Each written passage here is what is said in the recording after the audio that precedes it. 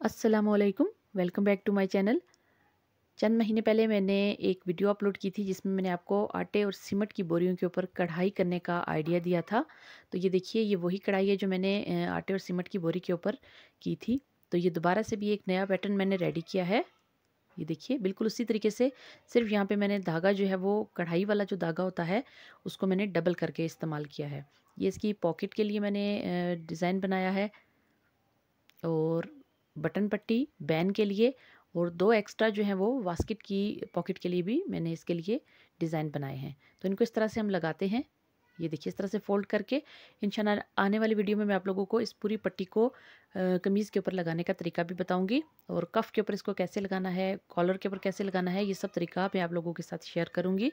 तो सिर्फ मैंने आपको ये बताना था कि इसको किस तरह से इस्तेमाल किया जाता है और ये कैसे दिखती है। ये सिर्फ एक आइडिया ही नहीं, बल्कि इसको मैं बाकायदा बना के इस पूरी पट्टी को, ये मैंने सीमेंट की खाली बोरी के ऊपर बनाया है। ये देखिए, इस तरह से इसको बनाना बहुत ही आसान है, कोई आपको पैटर्न ड्रॉ करने की ज़रूरत नहीं पड़ती।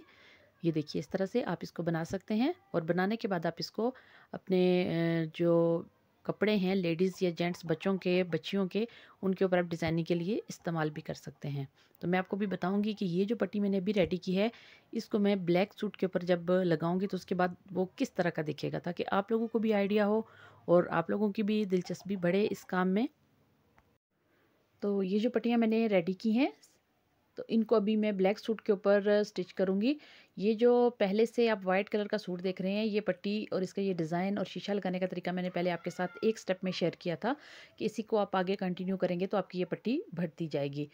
तो ये फिटिंग वाले कफ के साथ इसको रेडी किया है।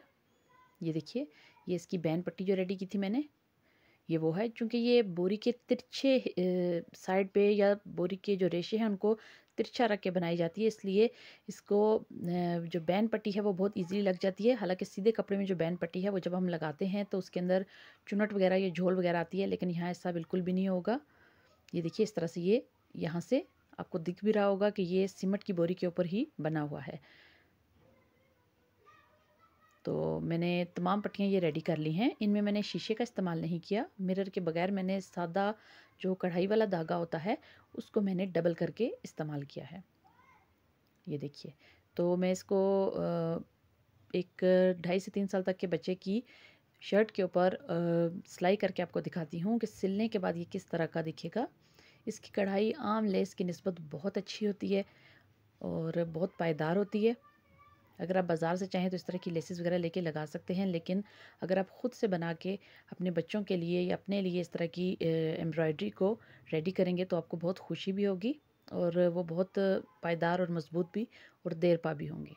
ये देखिए, इसको मैंने इस ब्लैक शर्ट के ऊपर इस तरह से कफ़ के ऊपर, कॉलर के ऊपर, बटन टेक के ऊपर, ये देखिए जो बटन पट्टी है उसके ऊपर भी मैंने इस तरह से इसको लगाया है, और ये शर्ट को मैंने रेडी किया है। ये इसके साथ शलवार है, और ये इसके साथ मैंने छोटी सी जो है वो जैकेट या बास्केट तैयार की है। इसके ऊपर ये पॉकेट के लिए भी 2 छोटे-छोटे डिज़ाइन मैंने बनाए थे।